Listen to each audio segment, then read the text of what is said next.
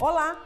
Além das passarelas, a moda é uma forte ferramenta de expressão, de cultura, de identidade.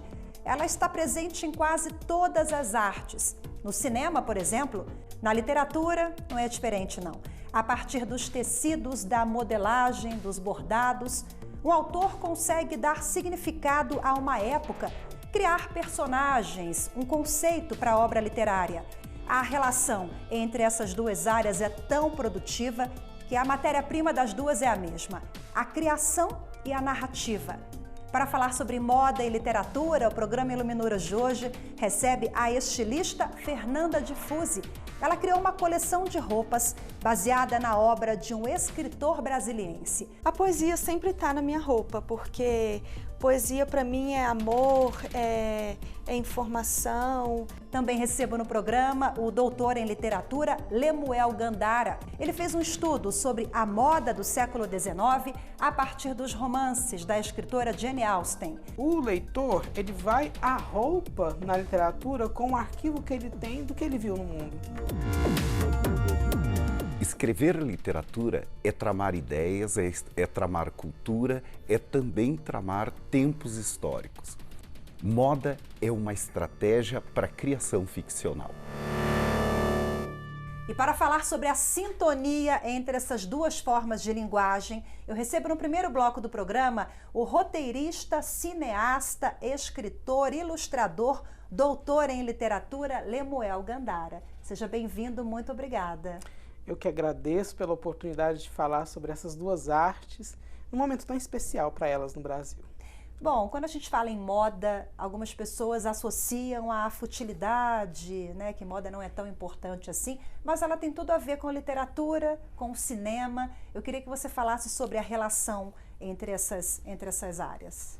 Pensar que a futilidade, né, realmente faz parte de um pensamento que é generalizado e que podemos falar que ele está ali no primeiro plano, assim, é raso, se podemos dizer dessa maneira. No entanto, imagine, a relação com a arte é a relação entre dois indivíduos separados pelo tempo, né? Pensando em literatura e cinema, porque quando o cineasta cria o filme, quando fotógrafos, figurinistas e por aí vai, os desenhistas de produção criam o filme, eles estão em um outro tempo e espaço produzindo um filme que vai ser lançado daqui 1 ano, 2 anos, daqui 10, 30 anos, isso que já ocorreu com Chaplin. E quando se lê literatura, você tem um contato com um escritor que pode ter escrito, por exemplo, no século XIX, ou e aí o tempo é um brincalhão dessa perspectiva. Então, a relação entre dois seres humanos, e a partir do momento que você estabelece um vínculo entre esses dois seres humanos, geralmente não se imagina que aquela pessoa situada naquele tempo não se comprometa com as vestimentas daquele tempo. E aí que vem a parte mais delicada e mais bonita, porque a partir desse momento o leitor e também quem está assistindo o filme começa a traçar suas relações. E isso é muito bacana. Por exemplo, em um livro como o da Jane Austen, que eu já estudei e tudo, como Orgulho e Preconceito, você tem todo um padrão de moda do século XIX. De meados do século XIX, um estilo georgiano estabelecido naquela época. Então, quando você lê a obra, você é transportado para aquele momento. E é interessante que as imagens que você começa a produzir no cérebro já começa, então, a estar naquele momento. Olha tanto que é legal. Você se transporta. Isso é o mais brilhante, mais legal da literatura. Porque o leitor, ele cria ali uma imaginação a partir da vestimenta, da personalidade que é moldada, muitas vezes, a partir da roupa. É muito interessante pensar nisso, porque o leitor, ele vai à roupa na literatura com o arquivo que ele tem do que ele viu no mundo. Então, se ele tem um arquivo que ele assistiu, vamos imaginar, vamos começar assim e ir para cá. Ele assistiu uma telenovela que se passa no século XIX, ou assistiu um seriado que se passa em determinado momento. Então, ele já tem isso como arquivo. Ou ele viu também um quadro, ou ele viu uma pequena xícara que tem os detalhes, com as pessoas vivenciando aquela experiência, e poderíamos dizer, tem muitas xícaras decoradas com rococó. Então, as pessoas vivenciando aquela experiência rococó. Então, quando ele chega à literatura, ele tem um arquivo, olha, se o livro se passa em 1600, é assim que eles vestiam. Olha, se o livro se passa em 1900, é assim que eles vestiam. Ah, mas o livro é de agora, é assim que eles vestem. Só que o mais lindo ainda, tem livros que se passam no futuro. E aí? Isso é brilhante, porque aí o leitor, ele produz o figurino. Então, tá vendo que o exercício temporal na literatura, ele permite isso. Agora, o cinema, ele ainda é muito interessante, porque por mais que a imagem está entregue, a relação estabelecida entre o público e aquele figurino, ela pode ser diversa. O figurino pode passar despercebido dos olhos, mas também ele pode marcar. Por exemplo, bonequinha de luxo. Bonequinha de luxo, ele trouxe para a moda feminina o tubinho preto. Audrey Hepburn vestindo ali, de frente para Tiffany's, com aquele colar, com óculos, pela manhã e comendo um sanduíche. Falando em figurino, você faz isso muito bem no livro do Augusto Niemeyer, Era uma vez, outra vez. Sim. Você faz essa relação do figurino da Alice. Nós juntamos todos os livros sobre a Alice, todas as ilustrações sobre a Alice e fomos entender o que a Alice representava nesse livro. E aí, a partir disso, nós escolhemos as ilustrações do John Tenniel, né, para a primeira obra. E aí, a partir dessas composições do Tenniel, ele falou, agora vamos criar. Você imprimiu uma Alice moderna?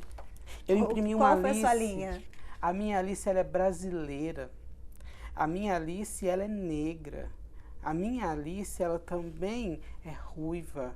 A minha Alice, ela é colorida. Porque o Tenniel era apenas o traço de nanquim na folha de papel. E, além de tudo, em todas as roupas, tanto da Alice quanto da Rainha de Copas, que aparecem no livro, eu coloquei a textura com textura de chita, de chitão. Porque isso traz a brasilidade e, além de tudo, traz a cultura popular brasileira dentro do livro nos figurinos. E essa foi a forma de trazer a brasilidade para essa obra, né, da Alice, que é tão inglesa, só que ao longo dos anos, ao longo das décadas, ela foi se estabelecendo em si como uma obra plenamente conhecida na cultura ocidental. Bom, você trouxe várias obras aqui. Sim. Temos um ali, Lorca Total. Ele não se prende ao tempo. Ao tempo. Me conta como é que é essa história. Ixi, isso é maravilhoso. Lorca Total, eu analiso um filme espanhol chamado La Novia, de uma diretora chamada Mônica Ortiz. E essa diretora espanhola, ela pensou o texto do Lorca e a sua encenação enquanto filme sem um tempo específico. O tempo é o tempo da narrativa, é o tempo da história. E as pessoas se vestem lá. Só que quando elas se vestem, por exemplo, um personagem, ele está com a roupa do século XIX. Já o outro está com a roupa do século XX. O outro está com a roupa do século XXI. E alguém usa um figurino que sequer existe, que causa um estranhamento. Nesse lugar é o simbólico, porque em cada momento que um figurino entra, ele representa o que aquele personagem está passando.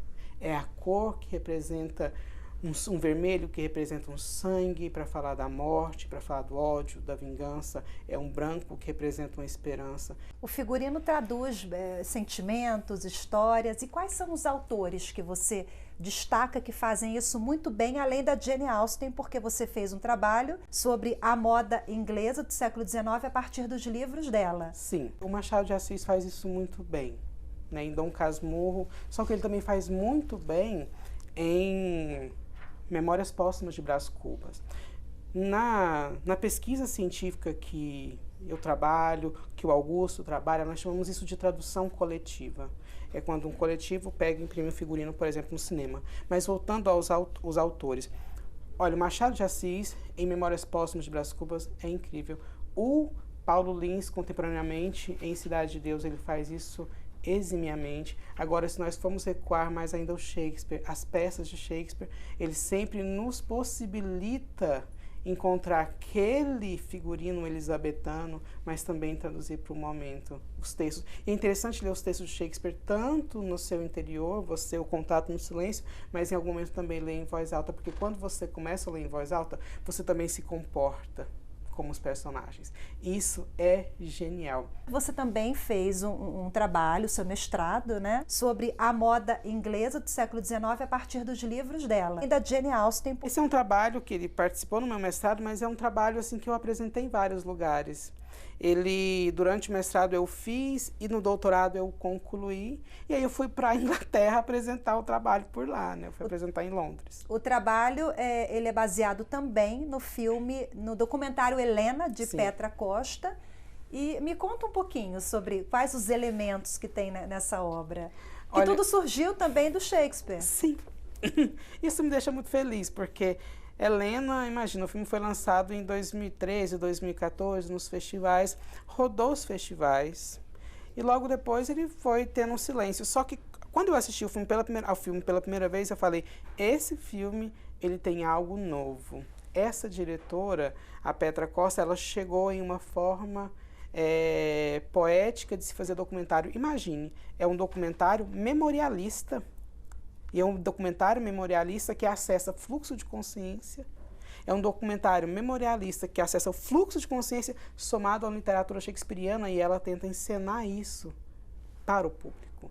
Porque é uma memória, uma tentativa de exorcizar as memórias da irmã, de uma irmã suicida, de uma irmã que vive dentro dela, e através do cinema, através do texto shakespeariano, e eu gosto muito de pensar nisso, dos figurinos, principalmente na sequência final, onde várias mulheres, incluindo a própria Petra, incluindo a mãe, elas se transformam em Ofélias e descem pelo rio da vida. Porque a Ofélia, ela suicidou e ela foi levada por um riacho cheio de flores. Tinham muitas flores. A descrição da imagem da Ofélia sendo levada pelo riacho tem muitas, muitas flores.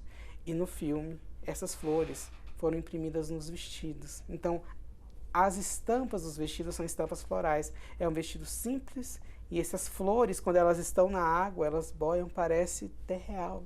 É lindo. Ela sai do óbvio, né? Ela poderia terminar com aquela questão fúnebre. Sim. Né? E ela traz esse elemento das flores no vestido. Ela traz os elementos das flores, esse elemento das flores que resgata esse texto shakespeariano, mas ela também finaliza com água e ela finaliza com luz. Porque, afinal, é a memória da irmã, afinal, é a relação dela, é a relação afetiva dela com a imagem que ela está produzindo também, é a relação afetiva dela com a mãe. Então, no final, ela não quer despedir, ela quer dar um tempo, porque ela vai viver a própria vida. E eu, com muito mais consciência para sentir sua morte dessa vez, me afogo em você, em Ofélias. E enceno a nossa morte para encontrar ar, para poder viver. I'm sick. I'm sick. É interessante que o último frame do filme, é a Petra Costa lá em Nova York. Porque é ali que ela estuda cinema, é ali que ela começa a dar um passo, ela começa a fazer os seus curtas, e logo depois ela faz o filme. E recentemente ela fez O Homem e a Gaivota, não tão recentemente, ela fez O Homem e a Gaivota, uma produção internacional, e mais agora Democracia em Vertigem. O Lemuel trouxe várias obras aqui, a gente falou um pouquinho de algumas. Temos aqui ilustrações suas em poemas da Rua de Fogo. Também centésima página, que é uma produção do Augusto Niemeyer também. E eu quero agradecer mais uma vez essa sua contribuição falando sobre essas artes que têm uma relação muito íntima, né? Conversam muito bem. Sim. Moda, literatura, cinema também, né? Eu que agradeço. E bons filmes e boa literatura para todos nós, né? Coisa boa, obrigada. Eu agradeço. A gente faz agora um breve intervalo, daqui a pouco o Iluminuras volta a falar sobre moda e literatura. A minha convidada é a estilista Fernanda Diffusi. Ela lançou uma coleção inspirada em um escritor brasiliense. Uma certa poesia, às vezes apenas um trecho de um livro ou mesmo uma frase já dá um universo muito vasto de inspiração. Até já.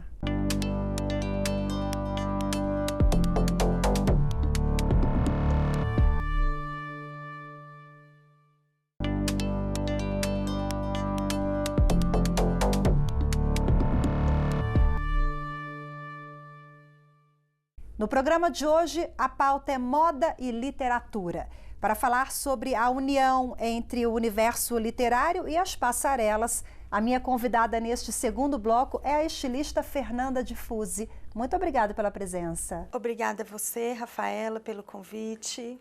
Bom, você fez um trabalho muito interessante aqui em Brasília, que a partir de um livro de um escritor brasiliense, o Andrei do Amaral, isso aí te deu inspiração para você criar uma coleção baseada nessa referência, né? Desde a minha primeira coleção, há quase 10 anos atrás, eu me inspiro em algum estilo artístico, seja em pintura e, nesse caso, a literatura, né?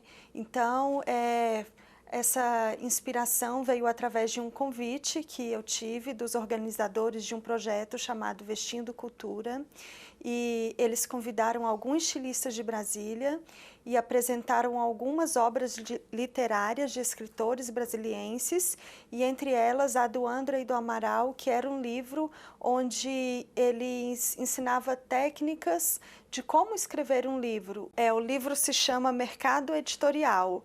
Foi um livro assim bem interessante.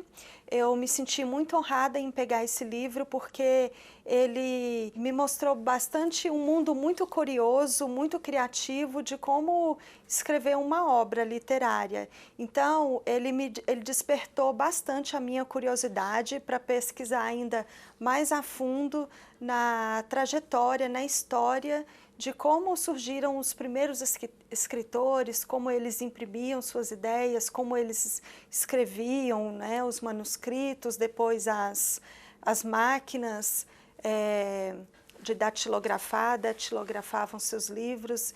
Então, foi um universo muito rico.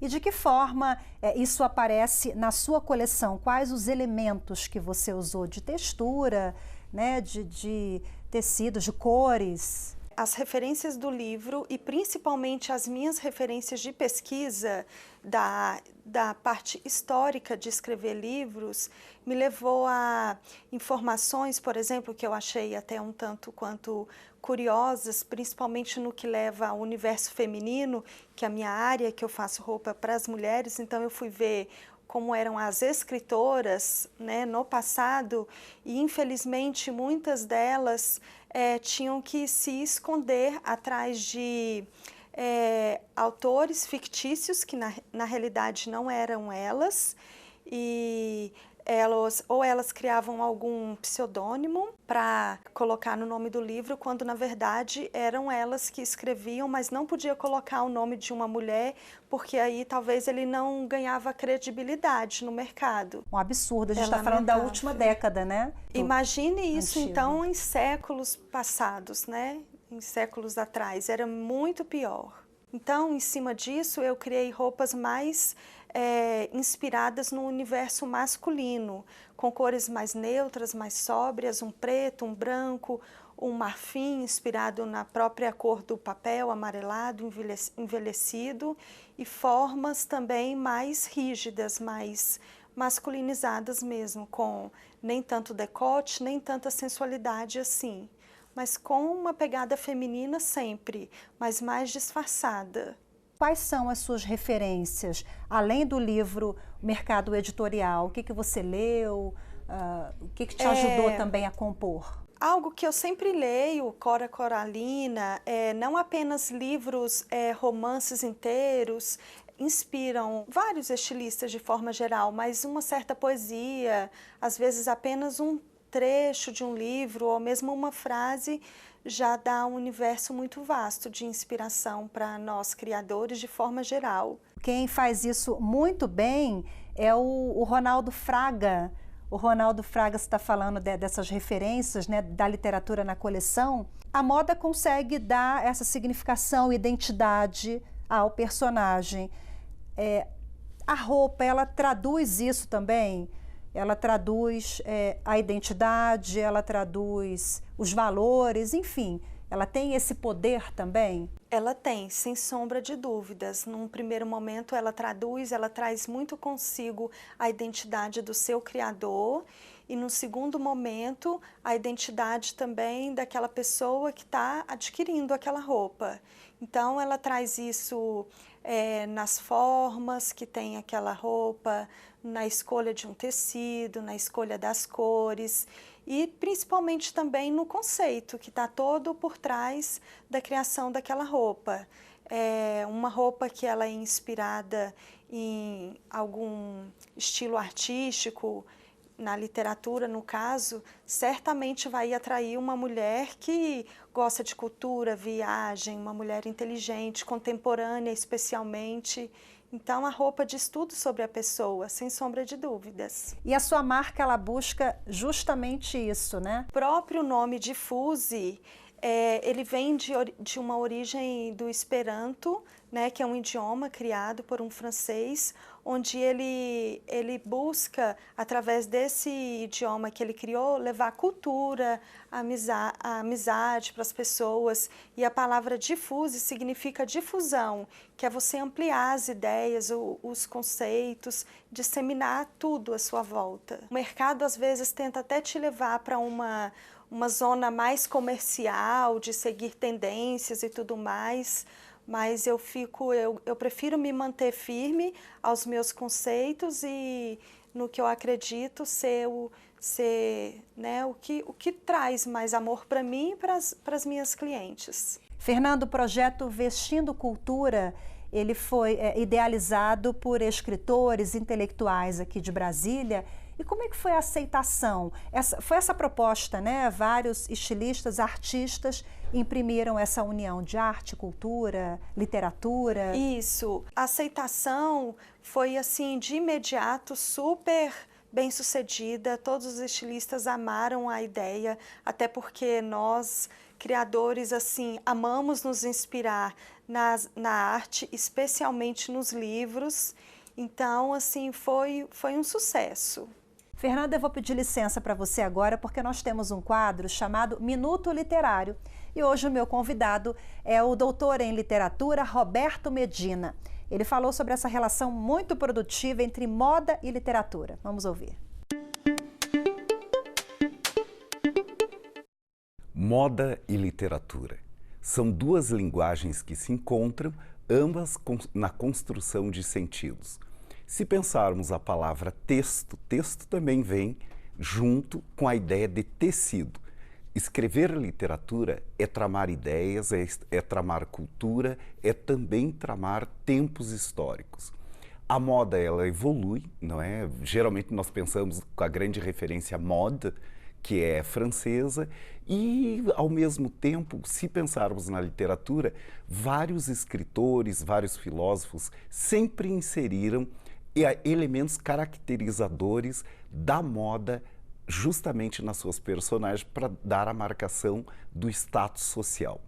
Temos exemplos, Baudelaire, Proust, Balzac, no Brasil, em especial Machado de Assis, nós temos também José de Alencar e, claro, um exemplo rápido que nós temos Jorge Amado, não é? Em que aquelas roupas não são vestimentas simplesmente, mas são símbolos religiosos e práticas de rituais. Enfim, moda é uma estratégia para a criação ficcional. Muito obrigada, Medina. Fernanda, vamos voltar à conversa aqui. O jargão, o ditado popular diz que toda mulher precisa ter um pretinho básico. Hoje estou toda de preto, segui a tendência, né? Nas prateleiras, na biblioteca, o leitor, qual o pretinho básico do leitor? O que precisa ler, qual é um clássico, o que você gosta? Queria finalizar com essa dica.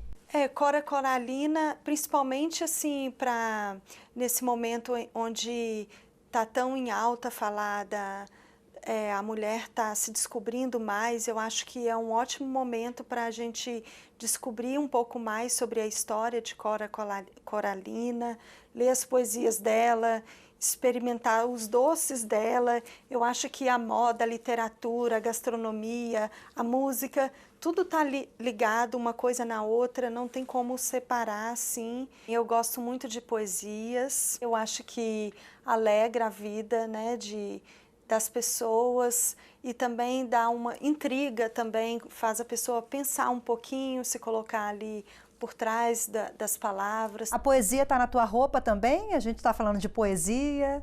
A poesia sempre está na minha roupa, porque Poesia para mim é amor, é informação, é muita coisa, além de meras palavras que para algumas pessoas às vezes lê e não compreende, mas a poesia, a nossa vida é uma poesia. Assim eu prefiro encarar os dias. Que ótimo, nesse clima poético nós chegamos ao fim do programa. Muito obrigada pela sua participação mais uma vez, Eu que agradeço Fernanda. o convite. E obrigada a você também que acompanhou mais esta edição. Lembrando que para rever o programa é só acessar youtube.com/TV Justiça Oficial. Tchau!